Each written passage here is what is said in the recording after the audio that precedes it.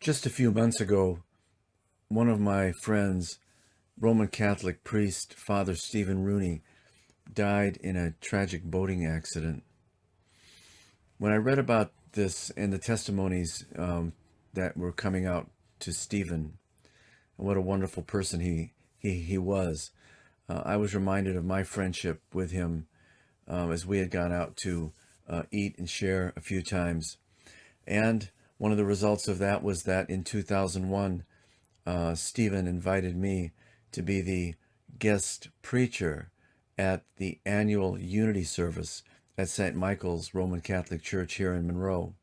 I will never forget that event in 2001 for two reasons. One was this: that was the evening my father died.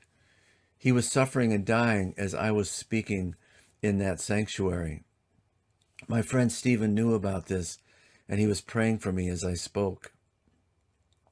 And secondly, I'll never forget that St. Michael's, which is a large sanctuary, was packed out that night as I spoke.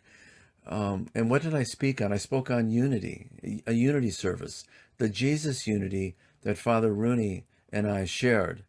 And the way I did that was I looked around the walls of the sanctuary, like Roman Catholic churches have. They're called Stations of the Cross, different events in the life of Jesus going all around the walls of the sanctuary, culminating in the death on the cross and the resurrection. I was able to tell the people one by one, I affirm this. Stephen and I, Father Rooney and I agree on this. We agree on this.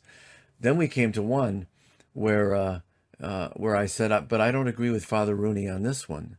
And that's the story of Veronica.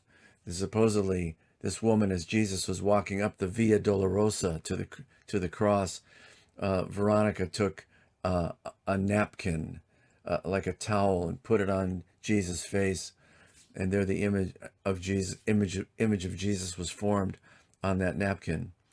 I told the people that I don't believe that happened, and I just said Father Rooney is wrong about that, and he smiled and gave a laugh, and I think everyone else could appreciate that too. One of the things that I did affirm that day in the Stations of the Cross was the virginal conception of Christ. Virginal conception, that's better than virgin birth, because it wasn't the birth of Christ that was virginal, it was the conception of Christ. So the miracle here that we're looking at happened at conception, not at Jesus' birth. And the idea is that Jesus was born apart. He was conceived apart from the normal process of a man and a woman coming together in procreation. This was a supernatural conception by the power of the Holy Spirit in the womb of the Virgin Mary. Now, this story of the virginal conception is found in the Gospel of Matthew and in the Gospel of Luke. And so in Luke, we read this: "How will this happen, Mary asked the angel, since I am a virgin?" And the Greek word there is parthenos, which indicates purity, that is not having sex with any man before. And by the way, Mary is perhaps just 12 to 14 years old, at most 16. And Joseph, of course, who does not have intercourse with Mary, but Joseph is probably 18 to 20 years old. Well, Mary asked the angel, "How will this happen since I'm a parthenos?" And the angel answered, "The Holy Spirit will come on you, and the power of the Most High will overshadow you. So the Holy One to be born will be called the Son of God."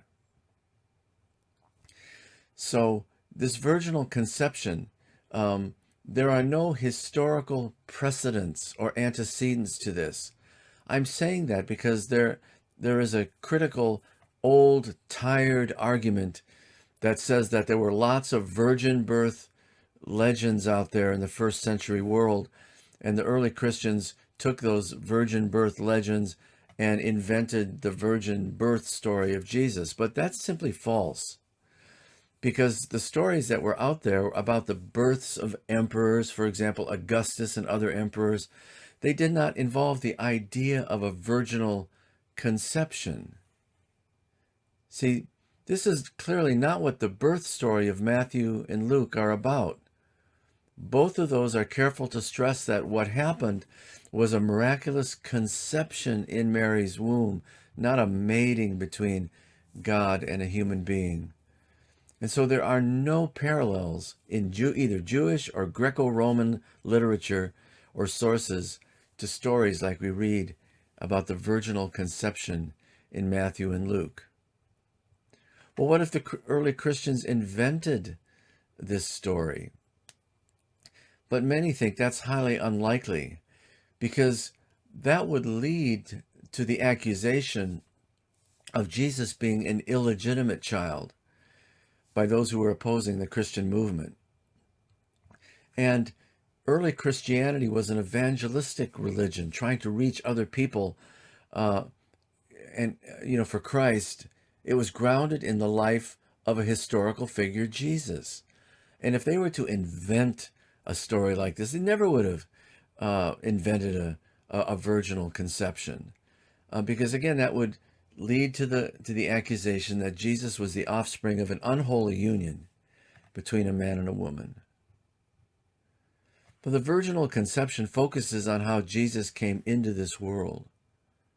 And the incarnation stresses that the Son of God in his divine nature existed eternally in heaven before being conceived in Mary's womb.